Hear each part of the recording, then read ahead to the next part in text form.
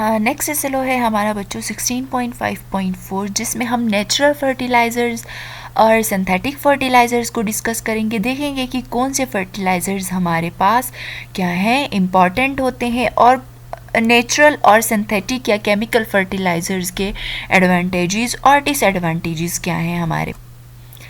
सबसे पहले देखते हैं बच्चों फर्टिलाइज़र्स होते क्या हैं। फर्टिलाइज़र एक ऐसा सब्सटेंस होता है जिसको सॉइल के अंदर ऐड करते हैं। क्यों? क्योंकि प्लांट्स की ग्रोथ को क्या करने के लिए, इम्प्रूव करने के लिए, और साथ में ये जो हमें यील्ड मिलता है, यील्ड और प्लांट्स की ग्रोथ को इम्प्रूव करने के लिए। तो एक तो हमारे पास नेचुरल फर्टिलाइज़र्स होते हैं, दूसरे हमारे पास केमिकल फर्टिलाइज़र्स या सिंथेटिक फर्टिलाइज़र्स होते हैं। केमिकल और सिंथेटिक फर्टिलाइज़र्स मेड होते हैं, और जो नेचुरल फर्टिलाइज़र्स होते हैं वो नेचुरली बन जाते हैं। कैसे नेचुरली बन जाते हैं? क्योंकि हमारे पास जो भी बायोडिग्रेडेबल मटेरियल होता है, जो कि बैक्टीरिया क्या करता है, उसको डिकम्पोज करता है, ठीक है, वो कन्वर्ट होता है किस चीज़ में, नेचुरल फर्टिलाइजर्स में। जैसे कि हमारे पास लाइफ स्टॉक का जो मटेरियल है, ह्यूमन वेस्ट जो है, और डेड प्लांट्स जो होते हैं, गले सड़े जो प्लांट्स होते हैं, वो क्या हो जाते हैं, डिकम्पोज हो जाते हैं। ये सारे मटेरियल्स बायोडिग्रेडेबल हैं। डिकम्पोजिशन के रिजल्ट में क्या होता है बच्चों, हमारे पास जो भी कंपाउंड बनता है वो नेचुरल फर्टिलाइजर बनता है। Decomposed material contain useful nutrient. अब जो डिकम्पोज हो गया, ये जो सब्सटेंसेस हैं लाइफ स्टॉक का, ह्यूमन वेस्ट का और फोलिएज ऑफ प्लांट का, ये जब डिकम्पोज हो जाएगा तो इसके अंदर कुछ यूजफुल न्यूट्रिएंट्स होंगे जो कि प्लांट्स के लिए यूजफुल होंगे, सॉइल के लिए यूजफुल होंगे। Organic matter is essential part of fertile soil. जो जरखेज मट्टी होती है उसमें ऑर्गेनिक मैटर जो होता है वो बहुत इंपॉर्टेंट पार्ट होता है। Use of natural fertilisers return the nutrients and organic matter to the soil. जब हम नेचुरल फर्टिलाइजर्स को यूज़ करते हैं तो वो क्या हो जाते हैं, जो न्यूट्रिएंट्स उसके अंदर होते हैं और जो ऑर्गेनिक मैटर होता है वो वापस सॉइल में क्या हो जाता है, चला जाता है। जबकि सिंथेटिक फर्टिलाइजर्स में या केमिकल फर्टिलाइजर्स में ऐसा नहीं होता। अब हम देखते हैं कि कौन कौन से एडवांटेजेस या कौन कौन से फ़ायदे हैं हमारे पास नेचुरल फर्टिलाइजर्स के। They improve the soil condition to support plant growth. Okay, like क्या करता है नेचुरल फर्टिलाइजर्स, इम्प्रूव करता है सॉइल की कंडीशन को और सपोर्ट करता है प्लांट की ग्रोथ को। ये पहला पॉइंट था। नेक्स्ट पॉइंट है हमारे पास, they improve the porosity of soil to make it capable of absorbing water, thus improve the crops production. अब जो सॉइल की पोरिसिटी होती है, मींस के एब्जॉर्बिंग कैपेसिटी होती है, उसको क्या करता है, बढ़ा देता है, ठीक है, इम्प्रूव कर देता है, ताकि सॉइल जो है ज़्यादा से ज़्यादा वाटर को क्या करे, एब्जॉर्ब करे, और प्लांट की ग्रोथ या क्रॉप्स की प्रोडक्शन क्या हो, उससे इम्प्रूव हो जाए।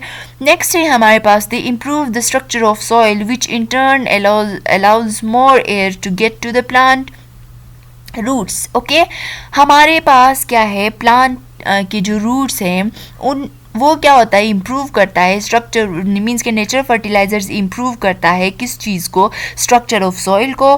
क्यों? क्योंकि ताकि ज़्यादा से ज़्यादा प्लांट के रूट्स को क्या मिले, हवा मिले। Okay, next we have the chance of water shortage because of moisture holding capacity of soil increases. जब हम नेचुरल फर्टिलाइजर्स को यूज़ करते हैं तो क्या हो जाता है, हमारे पास जो वाटर की शॉर्टेज जब भी हो जाती है तो जो मॉइस्चर होता है, ठीक है, मॉइस्चर होल्डिंग कैपेसिटी, जो मॉइस्चर होता है सॉइल के अंदर वो क्या हो जाता है, उसको इंक्रीज कर देता है। जब वाटर की शॉर्टेज हो जाएगी तो उस मॉइस्चर को क्या करेगा, सॉइल यूज़ करेगा प्लांट्स के लिए।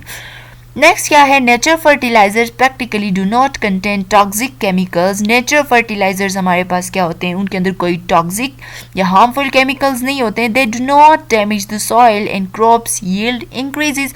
ठीक है, जो क्रॉप्स की यील्ड जो होती है एक तो वो इंक्रीज हो जाती है, दूसरा वो सॉइल को क्या करता है, डैमेज नहीं करता। तो ये जो पॉइंट्स थे हमारे पास, ये थे किस चीज़ के, नेचुरल फर्टिलाइजर्स के एडवांटेजेस।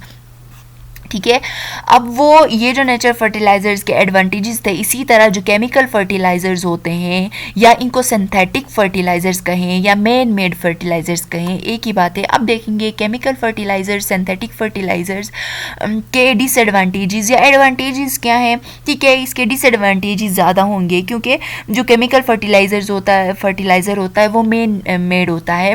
अब केमिकल फर्टिलाइजर्स के अंदर दो या दो से ज़्यादा एलिमेंट्स पाए जाते हैं। वो इम्पॉर्टेंट एलिमेंट्स न्यूट्रिशन मीन्स कि न्यूट्रिएंट्स होते हैं प्लांट्स के लिए, प्लांट की ग्रोथ को अच्छा करने के लिए।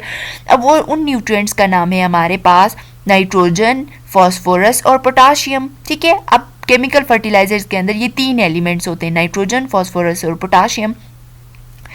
They release the nutrients very fast. अब इनकी कंपोजिशन से हमारे पास केमिकल फर्टिलाइजर्स बनता है। ठीक है, यूरिया जो बनता है वो क्या होता है, इन्हीं के एलिमेंट से बनता है, नाइट्रोजन, फास्फोरस और पोटाशियम से।